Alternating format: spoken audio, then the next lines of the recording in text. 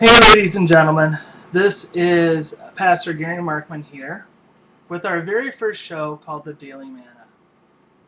Now what I want to talk about today is one of a three-part series. And the title of this is The Cure for Conflict.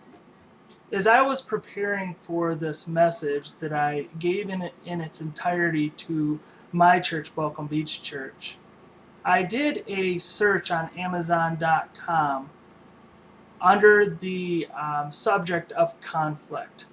I wanted to see on Amazon.com how many books would come up on the subject of conflict.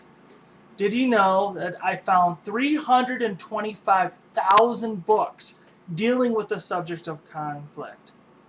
With my mind engaged, I decided to put in the subject church conflict to see how many books would come up on that topic.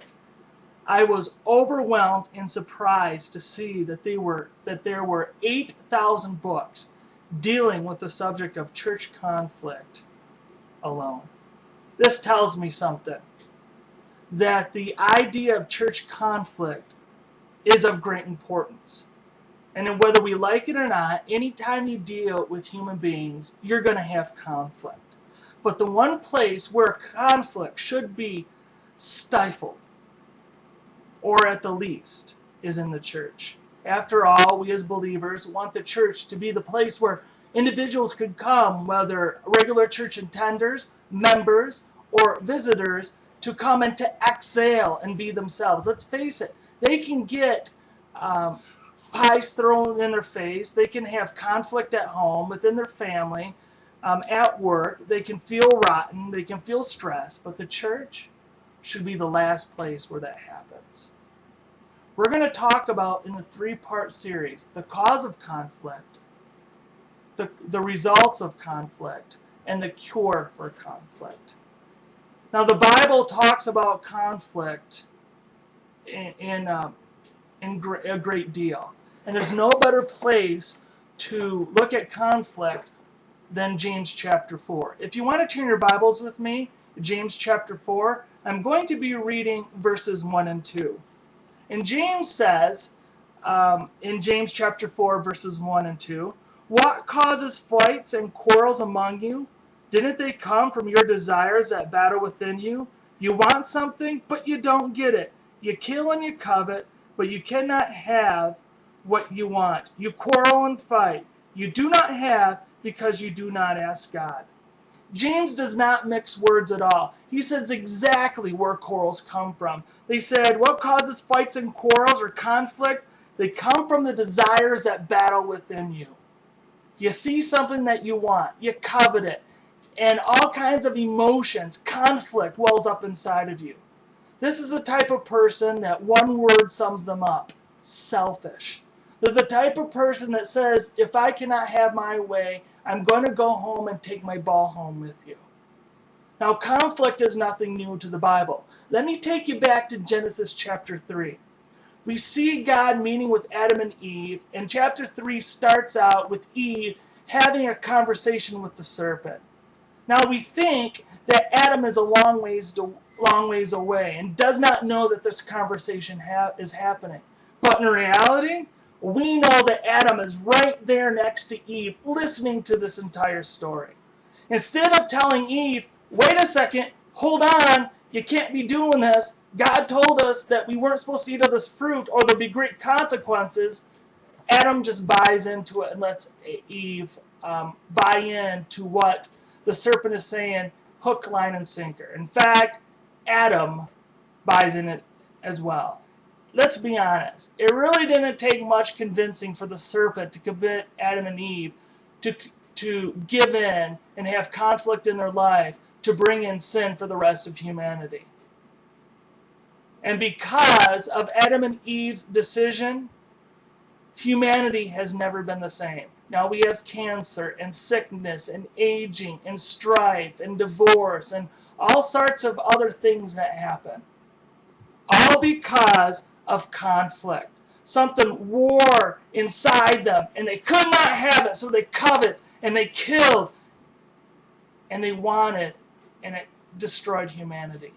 Now, where I live and where I was born and raised in Michigan, I lived really close to East Lansing, which is the home, as you know, of Michigan State University. Now, Michigan State University, over the last decade or so, have had really good basketball teams.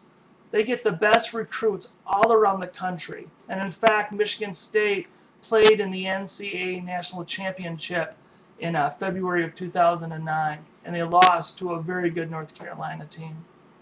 I happen to be a University of Michigan fan, but I got to talk about Michigan State since they're far better than Michigan in basketball.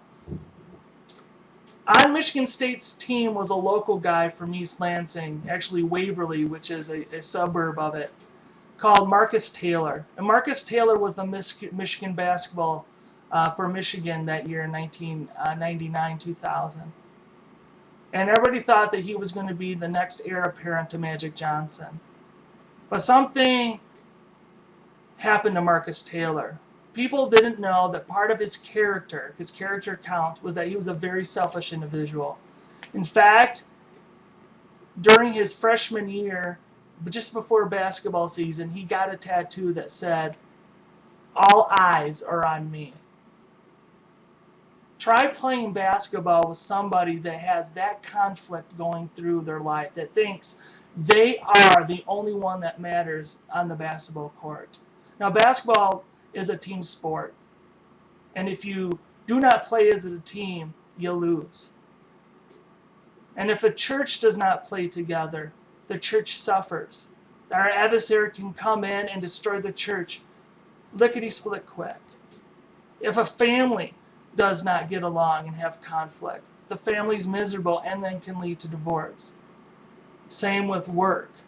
Conflict is a very bad thing. And it stems from our selfishness. It stems from our evil desires, our wrong motives. This is the cause of conflict.